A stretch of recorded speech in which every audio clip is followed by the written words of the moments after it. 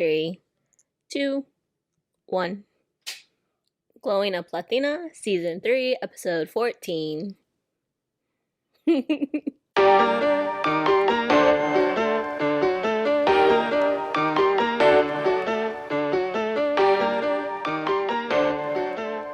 Hi, everybody. Welcome to another episode of Glowing Up Latina. I'm Christina. And I'm Thomas. And we are joined today by Oogie Boogie. So today what's going to happen is Thomas and I are going to review 2 movies we literally just saw tonight. We're very excited about them. We saw The Iron Claw and Mean Girls. We did a Barbenheimer again. Yeah, this one was a little more drastic though. I would say so. I thought so anyway. Because like when we went to see Oppenheimer, like it was sad. And then Barbie was kind of sad. The Iron Claw was devastating.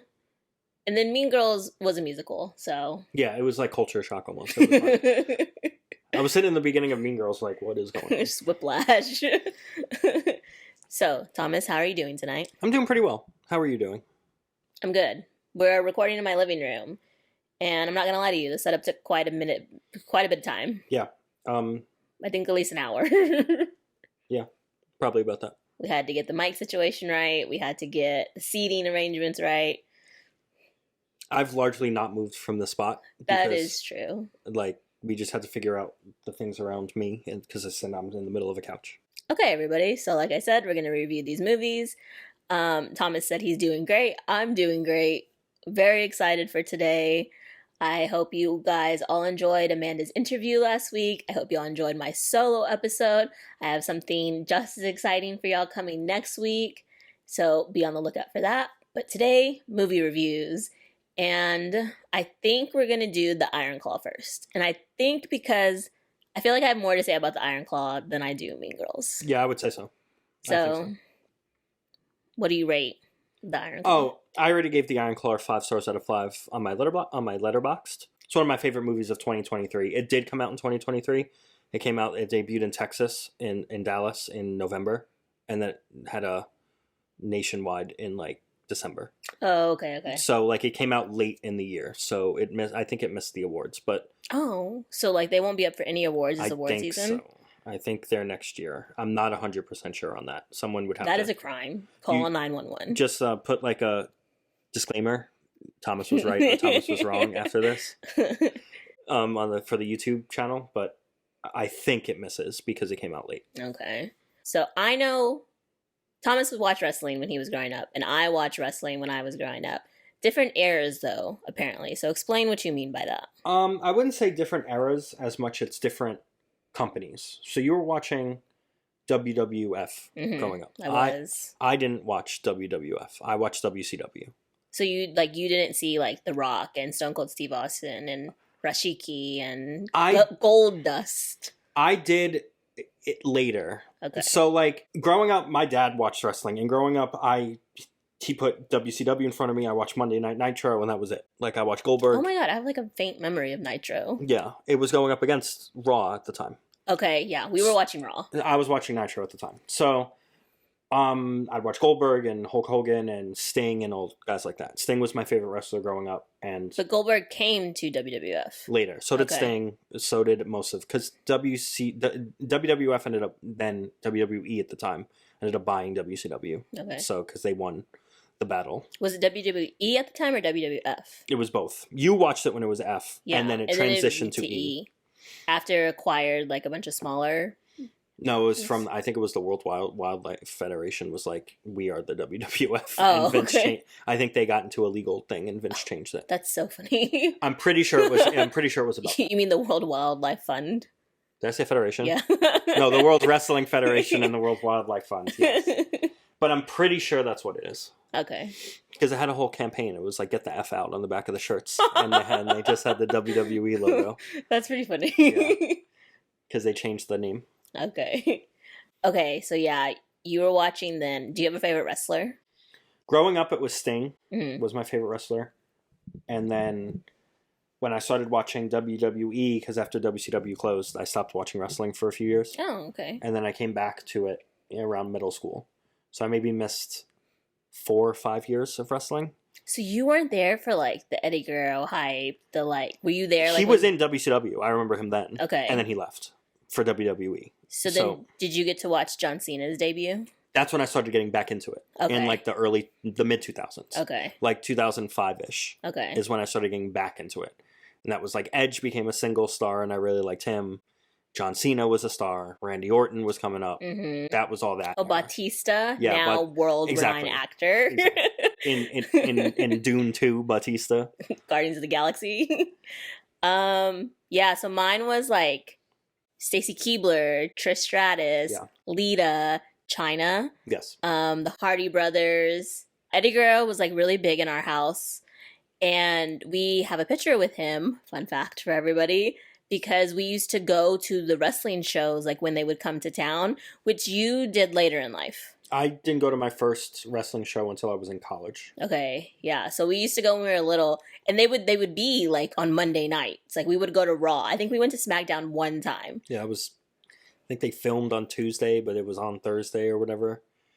No, Raw like would film. Raw was live. Yeah. Oh, you're talking about SmackDown. SmackDown, I don't think was live until we were Raw older. was live, and yeah, in this picture, my brothers are just like cheesing so hard. I look a little awkward. I have these little like, tiny glasses. I'm wearing like this purple shirt that I got from Limited 2 that I love so much.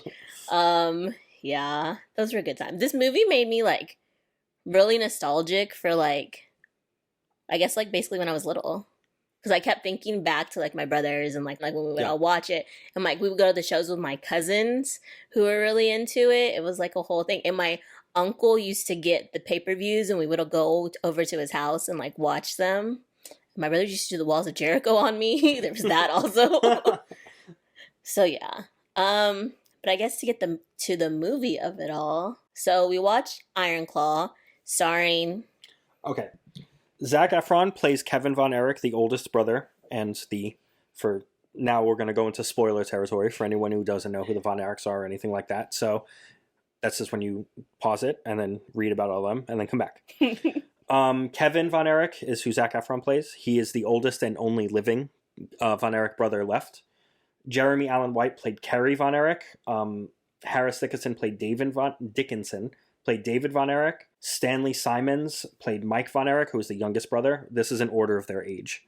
And then Holt McClaney played Fritz Von Erich, who was the father. They had a child, to get into the movie a little bit, who died when he was 5.5 to 6 years old. In real life, there was 6. Mm-hmm. In the movie, there's 5, because one of the kids is not in the movie. There was another brother, Chris Von Erich, who's not in it. And also Lance, but he's in it for like 2 seconds. Yeah, but Lance wasn't a brother, just so y'all know. Yeah, he was just like there. He was like, so WWE, as we all later learned in life, is fake. It's prearranged, is what they say in the movie, prearranged. And I did not realize that the Von Erichs joined the WWE like later in life. Like, and it was only Kerry. Yes, only one of them, and after like 2 or 3 of them had died at this point. Yeah. And to kind of like build momentum on them, they added another Von Erich brother because, I mean, their name was really big. Like, they were a famous family. Like, they're inducted into the WWE Hall of Fame, and that happened in, like, when we were in high school. 2009, yeah. Yeah, so, it's not like they weren't nobodies, but they were trying to build on this name, so they introduced Lance Von Erich, but apparently, like, the family, especially Kevin, was really against it because, like, they did not lie to their fan base. Like, that wasn't a thing that they did. Yeah. And he didn't even look like them. So, yeah. And I don't even think they call him by name in the movie. Like, no, he's in the ring at one point. Yeah. When Kevin is like trying to get tagged in. And he just doesn't like. Yeah. And that's it. Like, he doesn't even have a line. Yeah. So, yeah, to talk about kind of what the movie is about, because it's a little vague if you don't know. Yes. So I think I'm going to start off by saying that, like, even if you don't watch wrestling or, like, aren't into it or, like, don't really get the hype about it, I still think you should go see this movie because, like, big picture-wise, the movie is about, like, familial expectations, like, trying to please a parent and, like, kind of, like, the downfalls of, like, parents putting their, like, unfulfilled dreams on their kids is what I got from it. What do you think? Yeah, I agree. Another movie that does this similar, I don't know if anyone out there listening has seen it, called The Wrestler with Mickey Rourke. Okay. It does a very good job of, it's about wrestling, but you don't have to care at all. It makes you care because you clearly see how much the people involved care. Mm-hmm. Like, you see how much the Von Erichs cared about it. You see how much Fritz cared about it. Not so much his wife. She didn't really care much about it. But you see how much everyone involved is taking it seriously. So you, even if you don't care about it, you're not going to go home and watch WWE tomorrow or watch AEW on Wednesday. Like, you're going to be like, hey, people care about this, so I should also in this moment care about it, because it puts forth that it's why they're going through these tragedies and why they're going through even the good things. The good things in their life are also due to this. Mm-hmm. So yeah, it's also about like brotherhood and like siblinghood in general. It's, if you have siblings, like, it's a really hard watch. I'm not gonna lie. Like, yeah, it's we'll get to it later, but give us some backstory on the Von Erichs. It's a very like long history, so be as condensed succinct as possible. So Fritz von Erich, he was a football guy and a discus, like track and field dude in high school. Football didn't work out for him. He goes to start wrestling under Stu Hart, who was Bret Hart's like dad, I think. Bret Hart is the one that died in the ring. No, that's Owen, his brother. Oh. Bret is his brother. Okay. So Stu is like a big wrestling promoter. He trains Fritz von Erich. His real last name is Atkinson. Yes. He becomes the Von Erich. He becomes Fritz von Erich because he decides that he wants to be. This is the 50s or 60s. He's a Nazi. Mm-hmm. He's literally a Nazi in the ring, which is very old wrestling. It's extremely old wrestling. He's a heel, right? Yeah, he's a bad term guy. for a bad guy in wrestling. Yeah. So he was like, and over the top wrestling used to be, they're going to make him something like that. So he becomes a pretty big name. He never becomes a superstar or anything like that, but he works his way up to end up being a promoter. And he's a promoter of this company, of a territory called World Class Championship Wrestling, which is what most of this movie takes place in. Mm-hmm. So he basically builds up World Class Championship to be based around his children. And that's Kerry, that's Kevin, that's David. At the time, it's them three, really. Mm-hmm. Those are the three main ones, because Michael, as we'll get into, was in and out of wrestling. He didn't really like wrestling. He wanted to be a musician. But those three were Fritz kind of wanted them to fulfill the dreams that he never reached. He never became the big star. He was a big name, don't get me wrong, but he was never a champion. He was never NWA champion like he wanted to be. He was a bad guy his whole career, as you would imagine. But his sons were like the clean-cut good guys, mm-hmm. and they got to heights that their dad never reached because they were able to, because they had a different look. They were more athletic than him. They did different things than he did in the ring. I also think they were more personable. Oh, yeah. Just based on the movie. For sure, definitely. And that also goes to show like how much of a not nice guy Fritz seemed to be for most of his life. But yeah, so basically where the movie picks up, Kevin is older. He's already, like, pretty much when we're getting into the movie, he's older and he's getting into wrestling and he's becoming a wrestler. No, I think they're like in their 20s. Oh, is that what you mean? Yeah. Oh, sorry, yes. Like, he's a young wrestler. Mm-hmm. And the rest of them are, like, young, because Carrie's in doing the Olympian stuff. Mm-hmm. It does move very fast, the movie, but it's covering, like, years, decades of their lives. And like we said, they have to get through... Well, there's only 5 brothers in the movie, so 5 of their deaths. No, sorry. 4. 4 deaths. of their deaths. Yeah. I feel like, you know what I will say, though, is that they heavily relied on the promotion of this movie for Zac Efron, Jeremy Allen White, and I can't remember, Dickinson, the other one. I think it's Sean. I feel like it starts with an H. But they heavily relied on the promotion of them in this movie, and they weren't in it until Harris. And I feel like they weren't in it until like the second half of the movie. Carrie is specifically because he was training to be an Olympian. He was almost an Olympian, and then due to the Cold War, I didn't know that the U.S. did not go to the Summer Olympics in Moscow. So he lost his shot at being an Olympian, and he goes home, and his dad is like, well, have you been thinking about your future? I wouldn't wish wrestling on any of y'all, but you need to be in wrestling, just so you know. And... yeah, their lives were just really sad. They were really sad, and they were really sad quickly. Mm-hmm. Like, for example, Kerry Von Erich passed away when he was 33, and he was one of the older ones. David was only 25 when he passed away. Mike was only 23. And so there's a lot of really good things that happened to them in their short lives in terms of successes in the ring, and really a lot of that is what their good things were about. But with the bad parts of their lives, it was so extreme, because it was so the level of tragedy that happened to them was just, and for in a short amount of time too, it just kept happening. Yeah. Like it was just hit after hit after hit in the 80s for them. And I will say, I feel like the movie really does a good job of like showing kind of like, I don't want to say torment, but that's almost like, I mean, I don't know what other word to use for it, that Carrie is going through. Sorry, that Kevin is going through. It really follows Kevin throughout this whole thing. You see him meet his wife, and you see him get married, and the birth of two of his children. And you know, he goes through a thing at one point, which I feel like is very natural for everything that's happening around him, where he like doesn't want to go home to his family because he's like, I don't want y'all to catch it, because there's like the whole thing of like the Von Erich curse. And also we skipped over that they had an older brother who, before all of them were born, who died when he was like 5. Yeah. And he got electrocuted accidentally, and then he fell forward into snow and drowned. Like, it's just the amount of tragedy in this family is insane. And for Kevin especially, it felt like the movie did a good job portraying that he's carrying a lot of that emotional burden, because he is the one left. Yeah. At this point, Fritz passed away in the early 2010s. I think it was 2011. Okay. So like he lived a while after all of this, but this is decades of, or over a decade of it's just Kevin, and now Kevin is the patriarch of the family, and there's other wrestlers, like some of his sons are wrestlers, and when there's a daughter who's I think his niece is a wrestler. Oh yeah. Lacey Von Erich is a wrestler. And so like it's still kept in the family, but he is now the Fritz, but he's not like him. Yeah. And I feel like it does the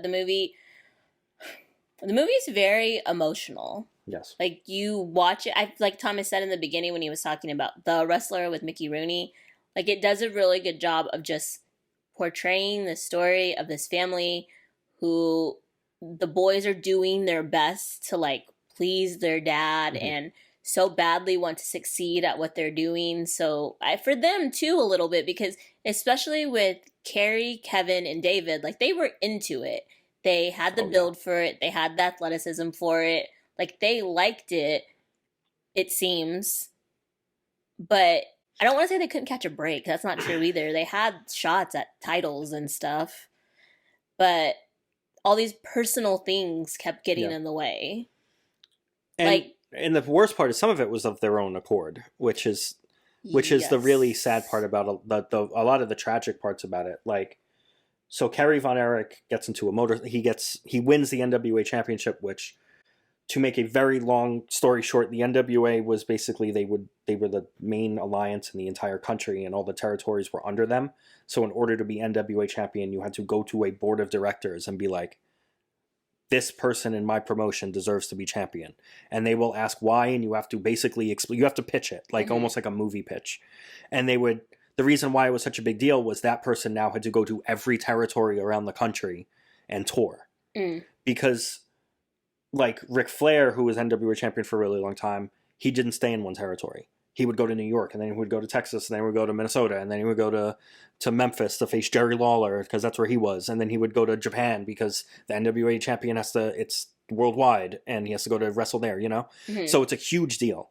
So in the movie, Kerry gets the opportunity, he wins it, and then he goes on a motorcycle ride, and he gets into an accident, and he gets his foot amputated. Yes, which I think I didn't have necessarily, like, obviously the motorcycle accident was the catalyst for it, but I think the accident, he was going to be fine, he just needed to recuperate. He tried to walk too quickly, and it messed the foot up worse. Oh, okay, yeah. And then they ended up having to amputate it. And he ended up wrestling in his career with his amputated foot, and like didn't like nobody who didn't need to know did not know. Like only his family knew, people closest to him knew. And then you have David, who was getting a shot at the world championship title. His dad was like, you can't be a world champion without going to Japan. So he goes to Japan, and he was sick, prior to leaving. And this, I don't want to say the story, but like the reason it's given is that he had like some type of infection, his intestines exploded, and he died. Yeah. That may or That's may not be true. yeah, because there are rumors that it was like a drug Yeah. overdose. Ric Flair made claims in his book.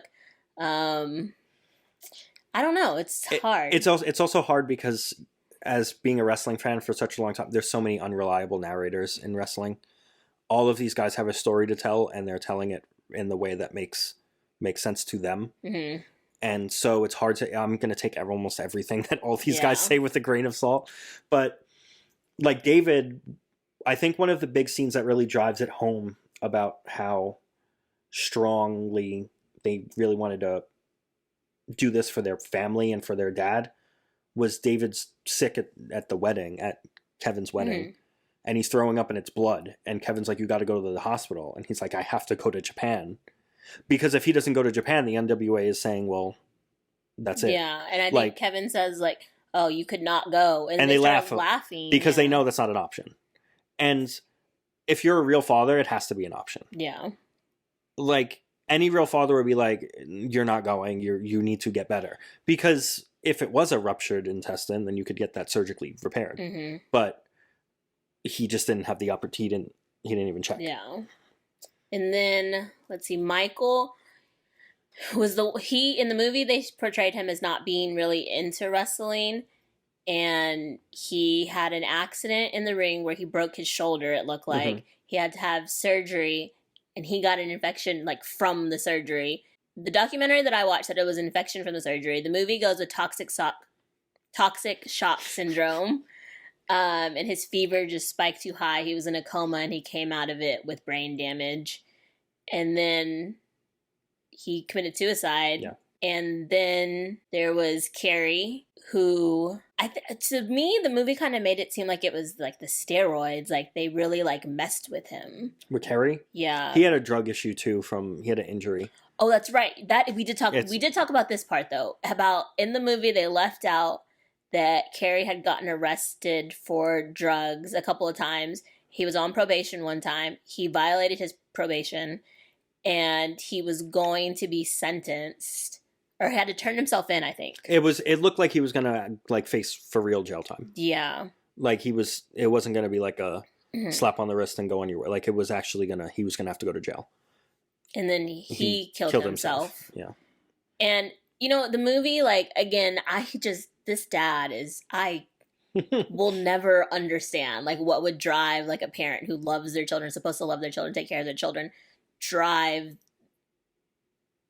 I don't even know, whatever, not the point. But Carrie calls Kevin and is telling him that, like, he's not in a good way. Kevin calls his dad and is like, if you see him, like, you need to hold on to him, I'm coming, I'll be there as soon as I can. The dad says, you need to work this out between yourselves. Carrie comes to the house and gets a firearm that he gave to his dad as a Christmas present, and that's how he commits suicide. And it's just, and he, like, Kevin finds his brother. The dad is, like, coming because he sees what's happened, because he hears Kevin screaming. And then Kevin is like, I told you to watch him. I told you to look out for him. And he goes, he called you. You were supposed to take care of him. Yeah. And I was like, what? Like, I don't know if you could hear me, but there were several points in the movie where I was like, what is happening? Like, it was just so bad. Because honestly, like, the movie kind of shows Kevin, like, trying to hold it all together, trying to hold his brothers together, because he mentions, like, throughout the movie several times that he loves being a brother. Yeah. And it also, it felt like that in other times where in other media that I've listened to the story in, that Kevin felt like the one, he definitely was like the oldest brother, where he was the one trying to like keep all of this together. And his brothers, he was a good wrestler. He wasn't the best one out of them. Probably David was the best one out of them, who lived like the least, really, had the least amount of time in the ring. But David was probably the more total package out of all of them. But like Kevin was really, even though his brothers were constantly like, they were in competition with one another, and also not, because at the end of the day, there's only one world heavyweight champion. And so no matter how hard Kevin's working at this, if the NWA chooses David. Yeah. Well, and I think the movie did a really good job of kind of showing where like the dad's like the dad's crap, him pushing on his sons, like was kind of fracturing the brothers' relationship. Yeah. But then the thing was that I really liked, and that I hope was true in real life, was that like they eventually were able to like see past their dad's crap and be like, wait, hold on, like we're brothers, like this is my brother. Yeah. And I don't know, you guys. I really do recommend going to see this movie again, even if you're not like into wrestling. It's a very good movie. Zac Efron's performance is amazing. Like I would be surprised if he did not win like some type of like big award for it. Jeremy Allen White was really good in it. I thought the performances across the board were excellent. Yeah, like I don't think there was one bad like. Well, like the back, there was one. Oh, There's a really bad Ric Flair cameo. Oh my god, it's really bad. It's bad. It's bad. Like I hate to do that because he's an actor, but it's not good. It was not, no. But do you have a favorite part of this movie that's not sad? Favorite part that's not sad? Mm-hmm. I think this has to do with knowing how wrestlers are. Mm-hmm. But the fact that Kevin and Pam did work it out in wrestling is the rarity of that is unbelievable. They've been married 40 years. It tells you, and they had 4 kids and 13 grandchildren. And like wrestlers just don't do that. Like they don't stay with one person forever. Because of it's the trials and tribulation of the road. It's especially now. It's totally even then it was hard too because there's less technology to keep up with people. Like if you go to Japan and tour with All Japan Wrestling or whatever, you're sending postcards home. You're not calling. You know what I mean? That's really all you could do. Yeah. You're not home. Like you can't call them. You can't WhatsApp them. You know what I mean? There's just no opportunity to talk to these people. So there was a lot of problems with that. It's the partying. It's because every wrestler was a partier, even back then especially.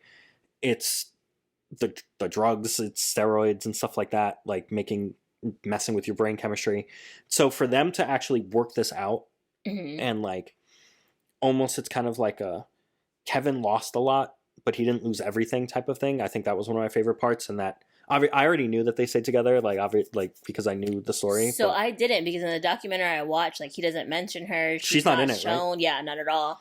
So I didn't know that. I really loved finding that out. Yeah. But I think my favorite part was, so Kevin gets married in the movie. They show his wedding to Pam, and like the mom, like I'm a little iffy about her just because she seemed a little like uppity isn't the right word. I don't really know. She was very the most 1950s Southern woman you could imagine. Yeah, because like at one point, like Kevin goes to her and is like, "Hey, you have to talk to Dad because," or first of all, he says, "Mom, I need to talk to you," and she goes, "That's what your brothers are for." I was like, "What the hell?" And then he's like, "Oh, like Dad's being too hard on Michael. Like you have to talk to him. He doesn't want to do this," and she's like, "I'll let him work that out with your dad," or like something like that. And I'm just like, okay, whatever. But there's a part in the movie where they're at the wedding and the mom is looking at Pam, this woman that her son just married, and it's like, look at how lovely she is with as little effort as she puts into her appearance. And the theater like audibly gasped. Yeah, we were all like, oh. And I know it's like kind of like a crap moment, but like I find it so funny because I think that like Southerners are like the backhanded compliment. Yeah, are experts at the backhanded compliment. Like a oh bless your heart, honey.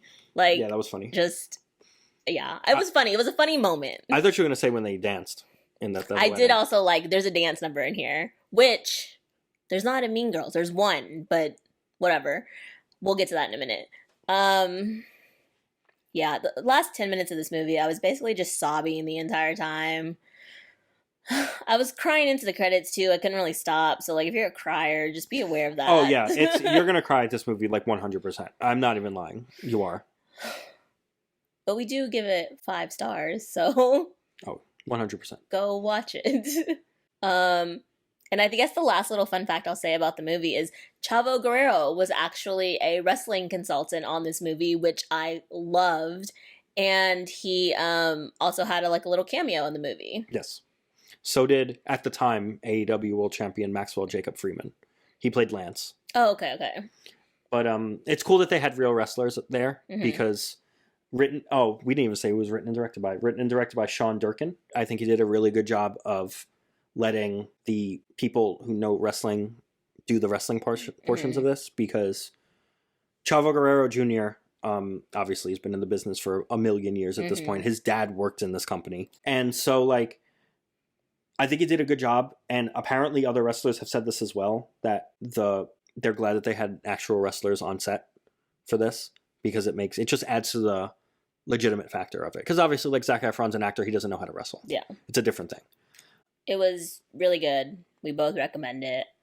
The one thing I would say that I wish they did, and I get why they didn't, is not having Chris Von Erich in. Chris Von Erich is a brother. He was forced to wrestle, basically. And he was the youngest brother, yes. Right? And it did not go well. He was, like, apparently not, like, physically built to be in wrestling, and they made him anyways. And he also had an untimely demise. Yes, he died very young. Yeah. So it's a lot of tragedy in this family. It really is. But, like, it's kind of crazy because the movie, like, even with all, like, the tragedy, the movie still kind of ends, like, on a hopeful, like, happy note. So, I mean, you'll come out of it devastated, but I don't know. I think it's worth it. I think it's worth it because they're a legitimate big-time wrestling family, and it's a big story in wrestling that I don't think gets talked about in the modern age as much. That's true. I'll say that. Because WWE owns all this stuff, and they're not going to... Dark Side of the Ring did their thing on it, and that's it. So, we do recommend seeing this movie, even though you are definitely going to cry. But, you know what you could do afterwards to make yourself feel better? Is go watch Mean Girls, which I, unfortunately, was a little lukewarm on. So let's get into that. Give us a rundown of the cast, please. So, to go first, because I didn't do this for the other movie, it was directed by Samantha Jane and Arturo Perez Jr., and the screenplay was by Tina Fey. Yes, Mexican co-director. I will shout that out, so go see it for that alone. Gotta support. Anjuri Rice, I think that's how you pronounce her name, Anjuri, plays Katie Heron. Renee Rapp plays Regina George. Louis Carvalho plays Janice.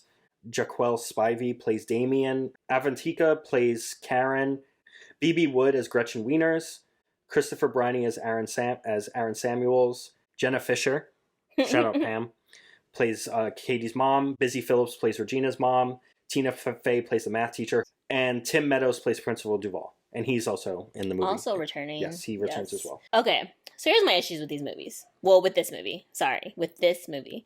First of all, I just feel like I need to say that I love Renee Rapp. She was in the show that Thomas and I started watching on HBO Max, or I guess Max, HBO Max, called The Sex Lives of College Girls, right? With Timothy Chalamet's sister. Yeah. Great show. She was amazing in that show. I don't know what's going to happen with it now because of, like, the SAG-AFTRA strike was happening, so, like, nothing was filming, and then Renee Rapp left, actually, to release an album and be in this movie, so, but still, if you can go watch the first 2 seasons, it was really good. I know it was, like, a Broadway show. I think if I had not seen Mean Girls, the musical, I think if I had not seen Mean Girls, the original one, and just saw this one, I think I'd be okay. Like, I think I'd like it a little more than I do. So is your problem that it, like, exists at all? A little, but I feel like that's not necessarily the movie's fault. I'm just kind of tired of, like, reboots and remakes and, like... I do think this falls under, in my opinion, this falls under a different category because I think it's functionally different. Okay. Because, like, I could watch Mean Girls 2004 and it's a movie. But if I want to watch a musical, I'm not watching that movie. I'm watching this. You know, it's like to me, it's a literal different format. And so that's why I don't mind as much. And also, like, Mean Girls it's good. Mm-hmm. The 2004 one's good. And then it's just it's the same thing with songs now. So. No, Thomas. Mean Girls 2004 is iconic. Okay. Okay? It is, like, has remained so massive in our cultural lexicon because it is probably, like, one of the greatest movies to come out of the early 2000s. I mean, it is like a cultural, like, movement that movie was. First of all, you know how many times I will say, "Ooh, you whore," or "You go get Glen Coco." Like those are just like in my vocabulary. It is Yeah. what it is. But here's the thing that I like did not like about the movie was that it took like these really like big like iconic moments from like the original one, I guess to pay homage or whatever, but then like it took the iconicness out of them. Like also, I know this is just like I don't know if it's a nitpicky thing, but like I feel like the original Mean Girls gave us such like I'm sorry to use the word again, but like iconic outfits. Like Katie's dress when she has the like small get together at her house, amazing. Like I wanted that dress when the movie came out. Regina George's outfit when she goes and like distributes the burn book everywhere, super cute. And like they did like Katie's dress was like kind of the same, but it didn't have the pink stripe. And it just like I don't know. They just made it 2024 fashion. Yeah, Like Renee Rapp is dressed like a cool girl now. Yeah, I don't know. I wasn't buying because like the Regina George in this version like wears a lot of like combat boots, and I guess it's like it's a modern, updated version of it. But you know, like such a weird thing to compare it to. But do you remember when they rebooted the Gossip Girl series? And like it was all like these really rich kids who were like aware of their richness and their privilege. Yeah. And like the show sucked. Like because the beauty of the first original was they were they were still they were so ignorant about it. Yeah, like that's what made the original so Gossip funny, Girl so good. It's like Blair Waldorf was like 16 years old spending mad money and none of us cared. We were like, yeah, spend more money. And like Serena bought what's his name, Dan Humphrey, like this ridiculously expensive watch, and this man was like, I can't afford that, like you're so much richer than me. Lived in a loft. I know. He lived in a loft in like Dumbo. Like, come on, massive get it together. loft and went to private school. Get it together. Whatever, okay. He was probably the poorest guy at that school though. Fair. His dad owned an art gallery. Yeah, and they were probably like just one. But it just like I don't know. So to me, I think if you like musical theater, if you were a music theater kid growing up, if you liked it, if you like musicals, you're going to at least baseline enjoy it. I did not enjoy it. I feel like maybe that's not coming across. Like some of the songs were really cute. Wasn't a big fan of the Revenge Party song, but I feel like it's coming across like I did not enjoy it. I did enjoy it, but what did you like about it so much? So I think for me, when I think of movies like this and their musicals and things of that nature, I think of them as, I look at it as more, I care more about the performances over, because like I know what the story of Mean Girls is. I kind of forgot some of the details, to be honest. You forgot way more than I thought, but that's fair, because I've seen this movie a million times. I've seen it like 4.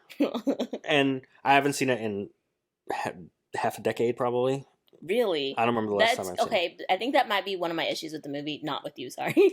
Like, this movie just kind of made me want to go home and watch Mean Girls. Like the 2004 version? Yeah. But I think that's a good thing. I don't think that's a negative thing. I don't know. I might watch it again, maybe, one more time. I wouldn't pay to watch it again. No, I wouldn't pay. I don't think I should have paid to watch it the first time. I don't mind paying to watch it because I just like seeing a movie in a theater. I do like going to the movie theaters. But I think it's a different vibe. It definitely is. The songs are really cute. There's one in particular that I liked. I really liked the Apex Predator song.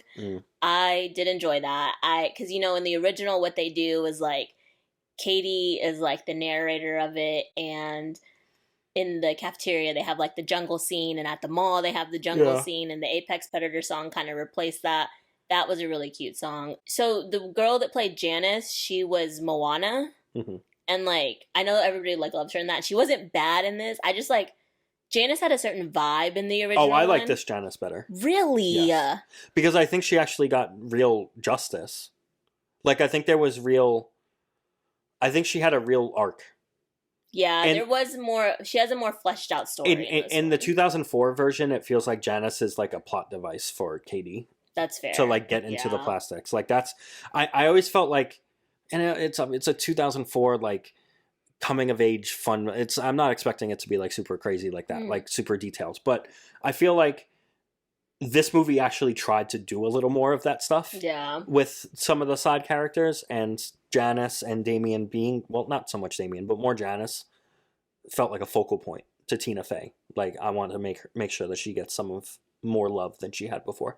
But I think the reason why I liked it is I think the performances were excellent, like across the board. So I did really like the kid that played Damien. Like, I really liked his performance. I thought he was really very good. The girl who played Karen, I really liked a lot. I feel like it's really hard to play like dumb characters well. Oh, and she did it really well. She did do it very well. Because she was And funny. Because sometimes it could be like, you could play a dumb character and it's just kind of like cringy. And yeah, you're like, it's hard. It's a fine line between being funny and insulting. hmm And I think she does it really well. Where Yes. it's very clearly her joking around.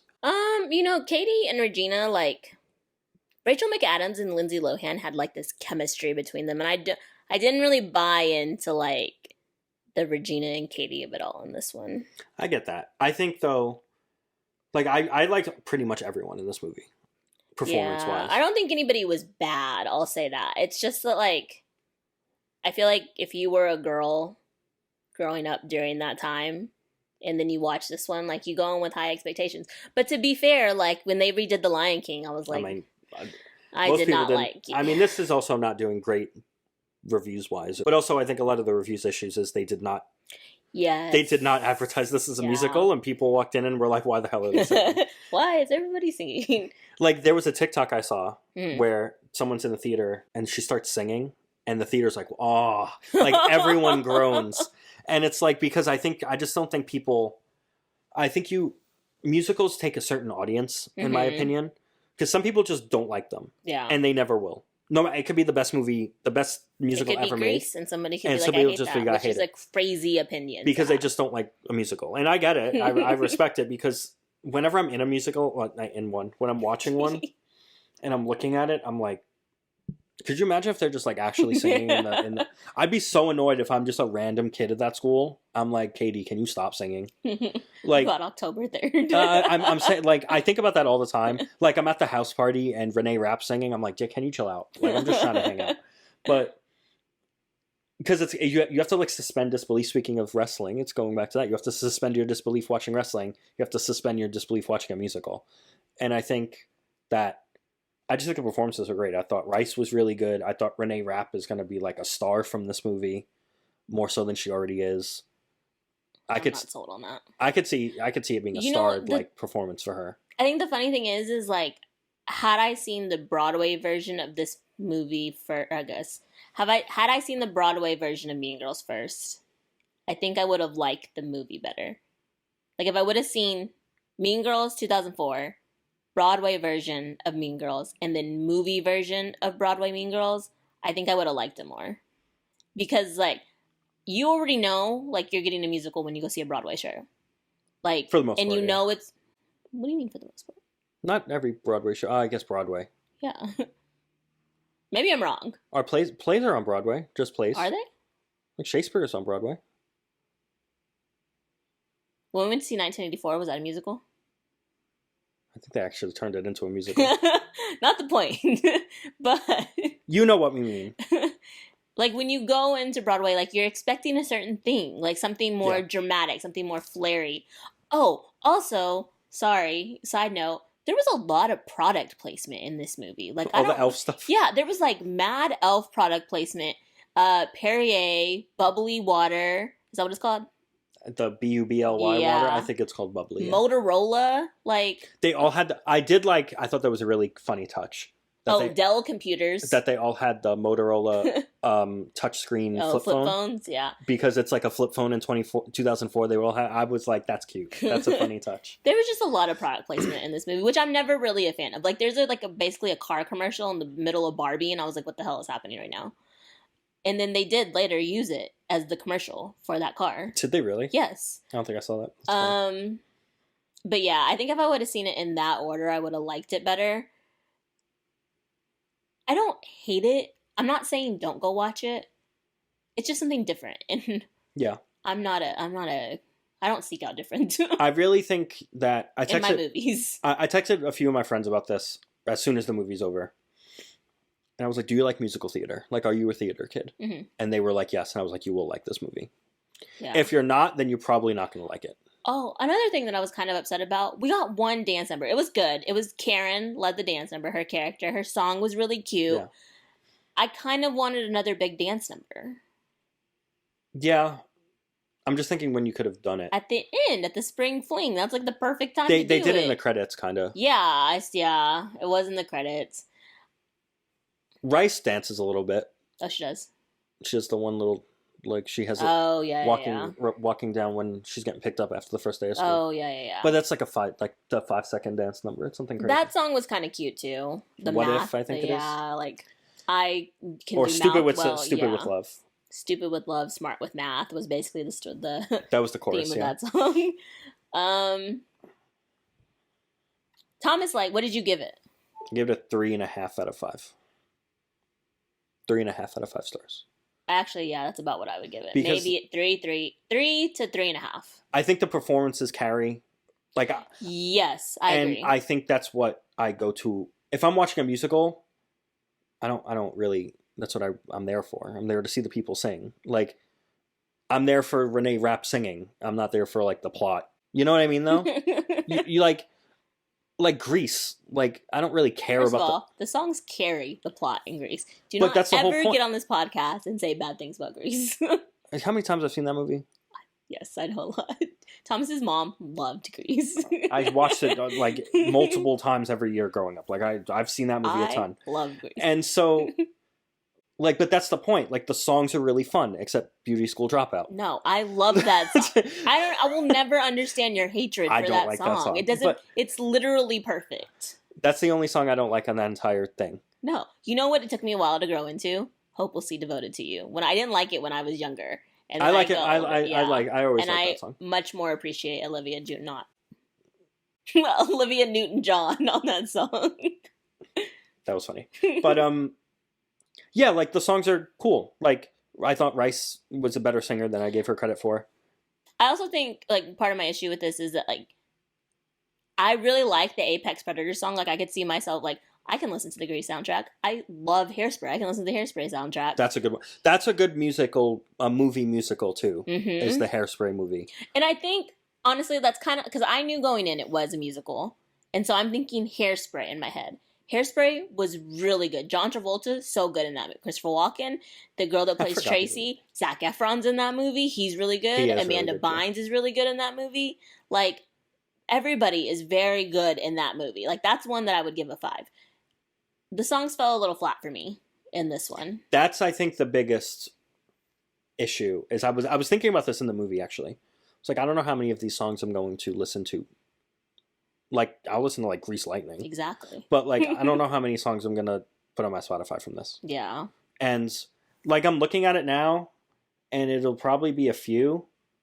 I could think of a few, but for the most part, like, I don't know how many. I'd Rather Be Me was really good. The one at the end. Oh, Janice's song? Yeah. Could take it or leave it. But one thing, oh no, I guess this is kind of another thing I have wrong for it. Like, when she goes to confront her at the party, and she was like, I had to pretend to be plastic. But she said she had to pretend to be their friend. And Janice is supposed to say, you're not pretending anymore, baby. You're plastic, all right? You're cold, shiny, hard plastic. Didn't deliver. Wasn't there. I was missing it. And what else? Because you just want the movie to be like... But no, I think if you're going to use things from the original, then you need to serve. Like, the whole... First of all, they brought up the limit does not exist way too early. It's like one of, like, in the first 2 minutes of the movie when she's still in Africa. She mentions it in that song. Does she really? Yeah. I think I didn't even notice that. Oh, another thing I kind of had an issue with. Yeah, but like, if you're gonna do a callback, do it right. Like, Regina George just goes and drops the burn book in the middle of school. And I honestly think that song was really good, though. It was very good. But I think they had a missed opportunity because, like, it was iconic when Rachel McAdams did it. And she just took the papers and was throwing them and sticking them the places for everybody to find when the bell rang for them to get out of class. Like, I like that song a lot. I think it needed the dramatic flair that Rachel McAdams had with throwing the papers and just watching everybody go crazy. I'm realizing I'm remembering way less of the original movie than you do You're gonna because have to I don't watch remember it. any of that. This movie is burned into my brain. So I think the point of making it a musical, though, is the what were the words you used? You said iconic. Yes. Like no, I want to like repeat them. The iconicness of that scene is the singing because it's become a musical. You know what I'm saying? Yeah, but I think it's like you don't think like the dramatic flair of that. That's what you were saying. Dramatic flair. Yeah. The dramatic flair is Renee's Rapp's voice because she's carrying the scene as the singer. Okay. Like that's how I think of a musical. And so if it delivers on the singing performances, then I'm okay with it. That's fair. One thing it's really dumb, but that I did like is so Renee Rapp at one point, like when she finds out that the calcium bars she has been eating are the things that are making her gain weight, she's on the treadmill running, and she has a Dramatica sweatshirt on from a Hispanic brand called Belladonna. And I was like, that's so cool, like that they would use that. And it's like the gray sweatshirt with the pink lettering. It's really cute. I did like that they included that, and I feel like I want to say that the Mexican co-director had Oh. something to do with that. But who knows? It's a really cute sweatshirt. I'm just glad there was like that piece of representation in there. There was a lot of representation in the movie, I felt. Yes, but yeah, I feel like it's a really hard ask of a movie to take something that's so iconic and like make something just as good. Yeah, and that's just the problem with. I think you have a bigger problem with the remake culture in general, and Mhm. I'm pretty with you. I get annoyed with them sometimes because you have to give me a reason not to just watch the original version. Yeah. And I think turning a movie that used to be a regular movie into a musical does that. Mm-hmm. But like if you just don't want to watch a musical, you're not gonna that's not your thing, you know? Yeah. And so yeah, it's just remakes are tough, but I guess you could have just made a musical with this group of people and wrote a different story, but it would have been so similar. Yeah. And Mean Girls 2 was so bad we don't talk about it, so. I've never even seen it. So. Okay, what do you say? Do you recommend this movie? I wouldn't. Yes, I would. I recommend it to a lesser extent than like I would say like go see Iron Claw tomorrow. Yes. I would tell someone like agree. go see it like as soon as you can. With Mean Girls, I'm like, do you want to watch a musical when you were a theater kid? Yes, then go see it. If not, then you could just wait till it's streaming on like Peacock or whatever or Paramount because I Yeah. guess Paramount published it. I think. Look, I'm gonna say go see it because it has a Mexican co-director and we have to support so Latinx people can still keep getting jobs in Hollywood. We know that's really important. I don't know if you'll have a good time, to be honest with you. I don't. I truly think your mileage will vary depending on how much you vibe with the theater kid stuff. Maybe Because I think it's turned up to like 11, and that's a good thing. I think if you go into it with a more open mind, like I went in like with Mean Girls in the back of my head. Don't do that. I didn't at all. Yeah, I was don't going in do there that. looking for a good time. If you go in there for like the Apex Predator song, a bop. Yeah. Like I am gonna listen to that again. I'll probably watch it again when it goes on streaming, but don't go into it with Mean Girls in the back of your head because I know it kind of sounds like I didn't like it, but it wasn't bad. It wasn't a bad time. I laughed a bunch. There were things that I was like, oh my God. Like, it was a fun time. It's cute. Yes. And I think it's well worth it for the across the board performances. I think they nailed it. Yeah. I think nobody was bad in this movie. I think the actors absolutely they nailed it.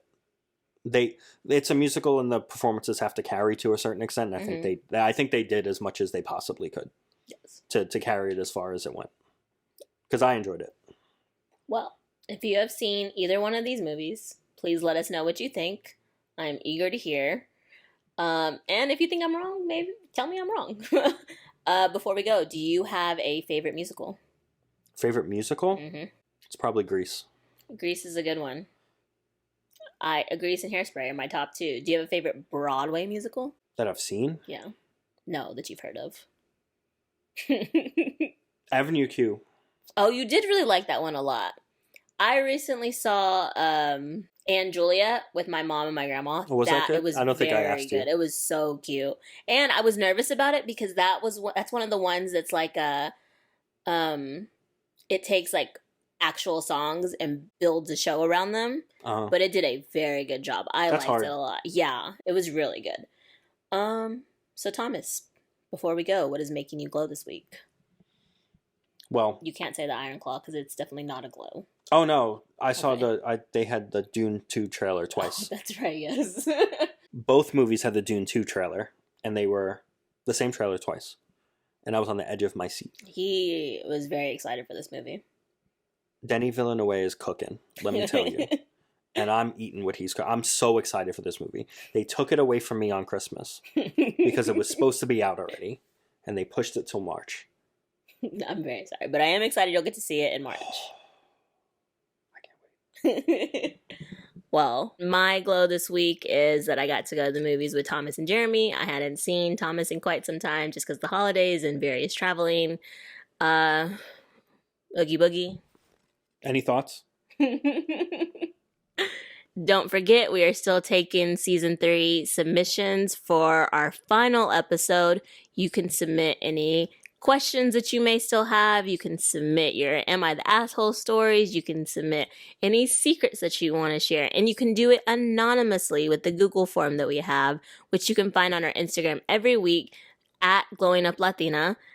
Additionally, you can always email us your comments, questions, concerns. You can email us any topics that you want to hear and send that to glowinguplatina@gmail.com. Make sure to stream all of season 1 and 2. Catch up on season 3. You can find us on YouTube or wherever you listen to your podcast. And until next week, keep glowing me, huh? Bye.